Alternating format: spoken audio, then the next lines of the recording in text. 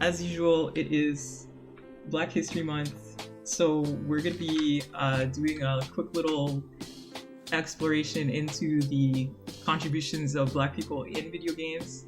The other day we talked about African game development studios, and now we're going to go a little bit deeper into the African gaming ecosystem with African esports, which is a growing area. So make sure you check out. Oh my god, I fixed that and it's not showing up. All right. Make sure you check out the commands for Black History Month and the different dates.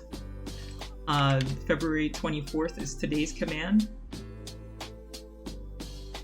I'm just having a little bit of a problem today. First, my computer wouldn't connect to the internet, and now my commands are being an enemy of progress. So let's all take a deep breath. It is what it is, and let's see if we can't come at this calmly and with a good attitude. All right, so if you type Black History Month or exclamation point BHM, you should see the correct date for today. But anyway, today's link gives you a couple articles that we're gonna discuss today. The first one I'm talking about is everything you need to know about the biggest esports community in Africa, which is currently in Nigeria. Sorry. You'll know that South Africa is a really big gaming market. We talked about that earlier, but Nigeria is at the forefront of esports, and some people might be surprised about that because of the challenges with infrastructure. But if you recall, the GSMA in 2020 measured the African mobile phone penetration. Africa makes up almost a quarter of the world's mobile phone penetration, and the mobile market is the largest market for video games. So there are a lot of people who are in video games in Africa on mobile phones, as well as consoles and PC are starting to grow as well. And there's also growing broadband. So this is a young population on the continent, and it's ripe for growth in video games and in esports as well. So what you'll find is Nigeria is the largest esports market there, and you can see,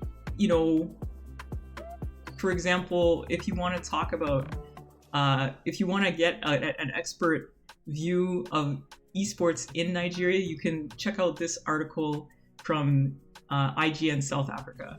So what they did was they did a survey of the tribe gaming community, and again, this is powered by Carry First, based in South Africa. That was the esports. Sorry, that was the African. That was in the African highlight a couple days ago. Carry First, which received investment from Sony Interactive Entertainment, or the Sony Innovation Fund. Sorry. So they did a survey to talk about the tribe community in Nigeria, to find out what they think about esports and gaming tournaments. And actually, 20% of people do watch those tournaments, 24% didn't, and 56% said they would like to. So there's a very large interested population of people who want to get into esports, watching them and learning about them. So, well, we'll find out in a minute, but there's fighting games, there's other types of games. So for example, Mortal Kombat, for example, is pretty popular. But again, a lot of the gaming that goes on in these markets is on mobile. So you'll have like shooters like Call of Duty that are on mobile and stuff like that. Even FIFA has some mobile capabilities. But anyway, It's a really interesting ecosystem. You can get involved in esports in a lot of different ways. The person being interviewed in this article, his name is Aladelo Oluwaseun, and he is known as Senez, which is a nickname he picked up in gaming in high school. He manages a couple of competitive sports teams for Rage Gaming. So they do Call of Duty Mobile and PUBG Mobile tournaments. So that's one example. And so he talks a little bit about the way that you could get involved in esports behind the scenes, like a graphics designer, editor, content creator, tournament organizer, and other things. It's a really growing ecosystem. And there, people kind of don't know much about this market, so they don't know what type of interest there is or knowledge there is on it. But there are official bodies in the Nigerian esports scene that represent them internationally, not just in Nigeria.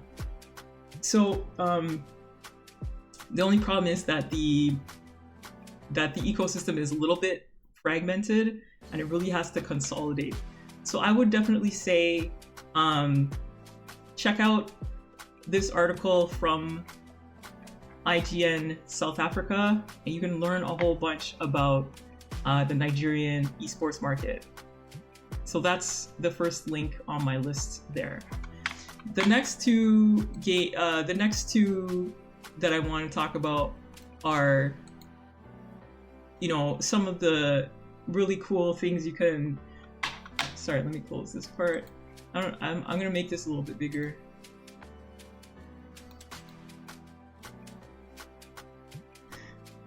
So this is actually from African Giant Esports, which is one of the big esports companies in Africa. There are a whole ton of them.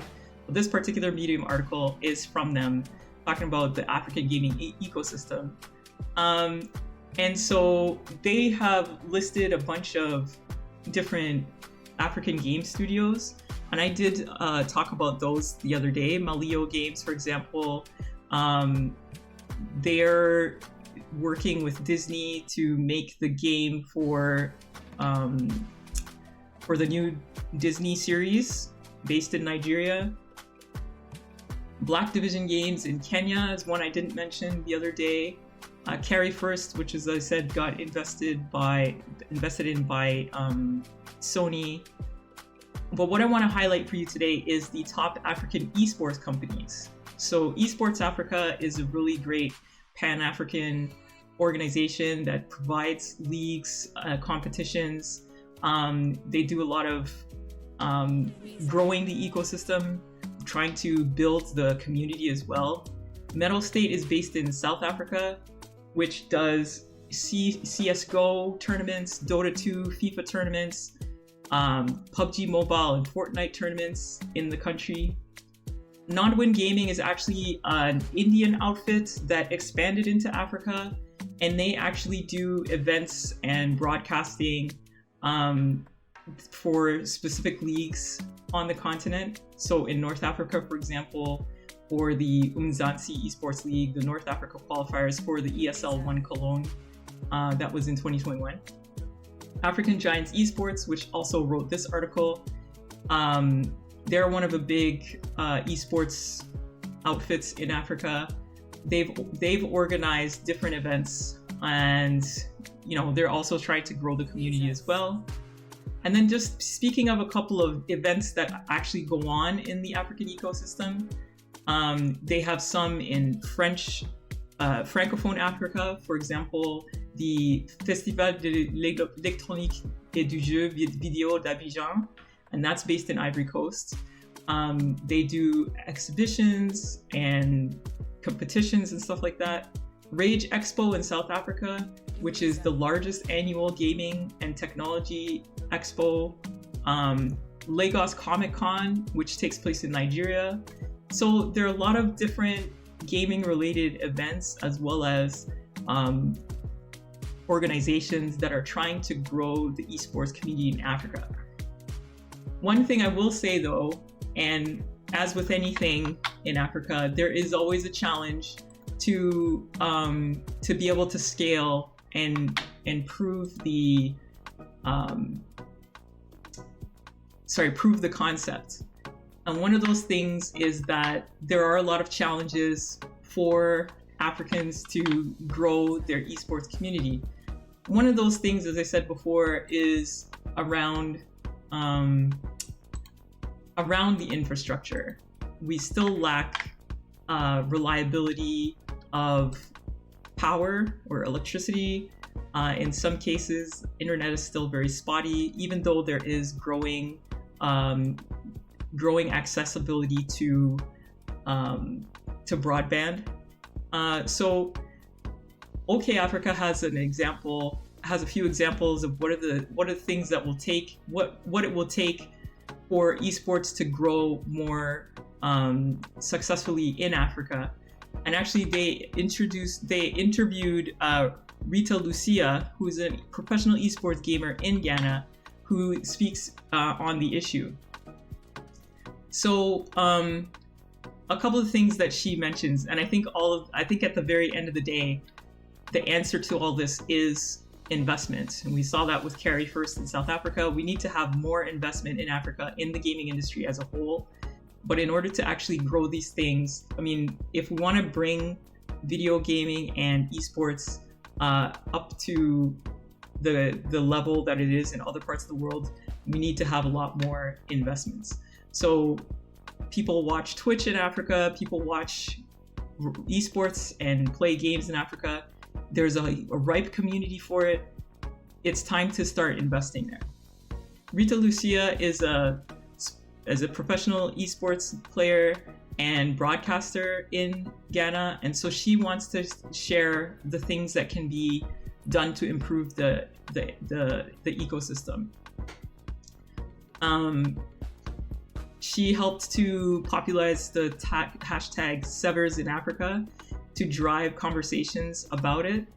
And they also have support from the president of the Ghana Esports Association, Kwesi Hayford. So they were talking about the FIFA E-Nations tournament where Ghanaian players couldn't participate in the global qualifiers because they couldn't overcome their server issues. Let me see if I can make this bigger. Can't make it that much bigger, guys. This is as big as it will go. So they had to start an online petition in 2020 to bring more attention to the problem, and it has garnered a lot of signatures so far. So one of the things that they're petitioning for is accessible local servers. So you'll find that things like EA that have a global reach of people playing FIFA, they've only recently added Nigerian local servers, and that was in the past couple months, like towards the middle or end of 2023. But Sony, Konami, and Microsoft were also mentioned in the petition. It's like, why will they not commit resources to building servers locally in Africa? We have, as of 2021, Africa currently boasts 186 million gamers as of 2021, says James Karanu, a Kenyan game analyst and former professional esports player. I do believe that the number of gamers here is enough to operate servers to full capacity in Africa. In my view, I think building servers in the central part of Africa, like DR Congo, for example, will be a vantage point to serve the whole continent. If you can think of 186 million gamers, that's like nearly the population of Nigeria itself. Okay? So this is such a great opportunity for people to invest in the growth of esports in Africa. There's a company in Africa called Liquid Technologies that is planning to host game servers. They have infrastructure that can connect to different countries in Africa. The problem is that they also have to get internet service providers to put their strength behind growing accessibility to broadband as well. So that's why there's the servers in Africa. That's another reason why they have the servers in Africa hashtag. And guys, if you guys are interested in helping to grow esports and gaming in Africa, I really encourage you to use the hashtag as well. So the other area where they need support, or the other area where there needs to be an improvement, really is lowering the ping, getting faster. Like you need to lower the latency, lowering ping times. So people in areas where there's higher latency will not be able to have the same advantages as people with lower latency. You can't really play competitively in international competitions with that kind of disparity. They would have to actually travel to the countries to participate in those tournaments if they want to be competitive. There's also, we talk about the cost of servers and infrastructure. I think that there's plenty of data, and so this Kwesi is saying that I don't think the gaming community in Africa should be termed as small. First, there is no data backing those claims. I believe we are an emerging market. Africa being an emerging market in gaming makes it difficult. In my petition, I stated how big gaming companies have no adequate data on gamers in Africa to begin with. Take my PSN account, for example. It is tied to New York. Most gaming sites haven't enlisted African cities in their database when it comes to purchasing their games. So there's underrepresentation of actual gaming numbers in Africa because these companies are not making it easy for us to game. You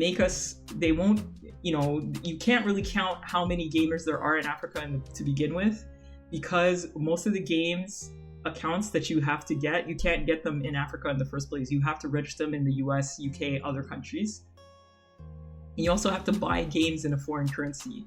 But you know what? That's not a deterrent. So if you're saying that it costs too much, I think you have to reevaluate your strategy, because people are willing to pay to play these games, and the cost of running servers, Google can do it. Why can't you?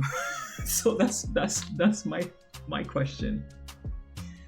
The other thing is, even locally, you have to compete for bandwidth. The South African gaming market, for example, is considered the most developed in Africa. Unlike other countries, they're equipped with local servers for 8 of the high-end PC and console games like Call of Duty, Rocket League, and Rainbow Six Siege, just to name a few. But the ping numbers for those servers is still too high for professional gamers. So people who play Apex Legends, for example, find it very difficult to play multiplayer, and African gamers are at a disadvantage. Again, this is what I was saying before. This is where you need to be able to have better visibility into the market to really understand what you're doing and stop making assumptions about the ability to invest in Africa. So I would definitely say that's one of the areas that's really of interest to me, is investment in Africa, in terms of digital inclusion, financial inclusion, and video games. Those have always been my areas of interest. So I'm not as well versed in the esports scene, but I think it's a really good, it really is a growing area of gaming that I want, that I'm trying to learn about myself, as well as sharing with you guys. The last article that I wanted to share is another article about esports in Africa, talking about the expectations versus reality. And this is another Medium article, and basically, this is where we're talking about the growth of esports around the world, but also in Africa. Esports has grown to the point where there are going to be 10 esports events at the Paris Olympics in 2024. So given that level of interest, why would you think that it's only localized to the European and Asian and North American continents? That's just not the case. Esports is growing globally, and Africa is no exception. For the reasons I mentioned before, there's more variety, there's more reliability in terms of internet infrastructure. It's a high penetration of mobile accessibility and a very young and growing population. So if you look at 2022, the GSMA released a report stating that Africa holds 24% of the world's mobile subscribers as recently as 2020. And online gaming participation in Africa has also grown as a result of affordable mobile broadband and better internet access. So in 2020, there were an estimated 87 million active gamers in Africa, generating a total gaming profit of around 3.3 billion. And that's meant to grow to 3.9 billion in late 2023 as a result of increasing availability of mobile devices, better internet access, and the emergence of online gaming platforms. So there's a lot of optimism for growth of gaming in Africa. The challenge is that it's not growing as quickly as we expected. First, it's a young population that is passionate. In terms of optimism, yes, it's good to know that there's a young population in the continent. But the challenge is that the esports sector is growing, with a lot of different gaming centers, for example, Crucifix Games Lounge, Gamer, other types of esports organizations. And there are a lot of also African players who are getting known on the global stage. Actually, I don't know if she's in the chat right now or if she's even got me audible, but Adobis was also involved in the African esports community, where she's been working with African esports personalities. Witcher, welcome back to Asel Roch. I am talking about African esports, and hi. I got the first command to work, so Watoza was able to use that successfully. So you'll have to wait your turn until the next stream to be able to do it. But yeah, you were listening to me? Okay, great. So did you see Watoza redeem the first command?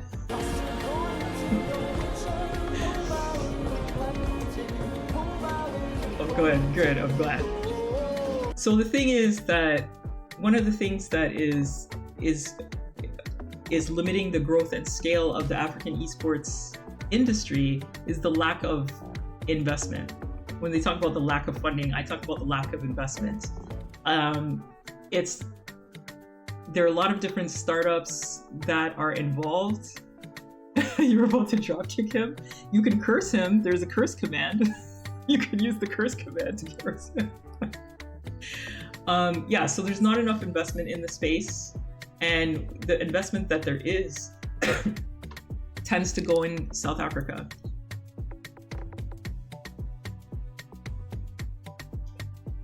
And of course, we've already talked about the challenges with infrastructure, which need to be addressed. But definitely there will be growth in the area. Oh my God, you guys. There will be growth in the area if we can get more investment in infrastructure, like to do the high-speed servers and provide more access to local servers and get more sponsorship in the space.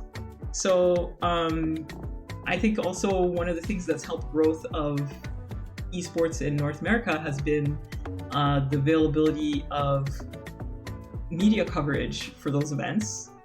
And I think in general, there's just not enough media coverage of the gaming industry in Africa to begin with. I mean, we have IGN Africa, but like most of the gaming outlets and media that I've seen related to African gaming have been, based in Africa.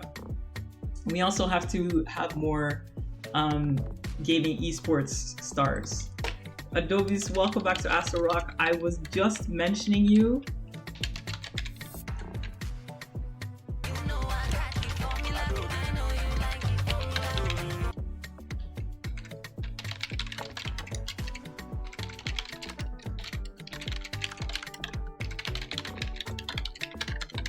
So I want everybody to take notice of this growing industry and put your strength behind it.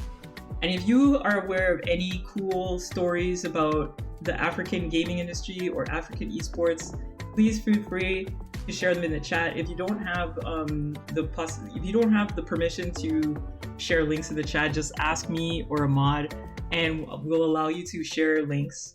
And for anything that I've spoken about over the course of Black History Month, you know, if you have a link or something that caught your eye that you want to share during one of my streams, and not just in Black History Month, but anything that talks about elevating the voices and showcasing Black contributions to the gaming industry and African contributions to the industry, I'll be really happy for you guys to share those as well. So guys, that's today's feature. Make sure that you use the February 24th command to see the articles that we talked about today. You can also check out the articles from the previous days, Feb 13 to Feb 20, and I think Feb 23 and Feb 24, I think, are the ones that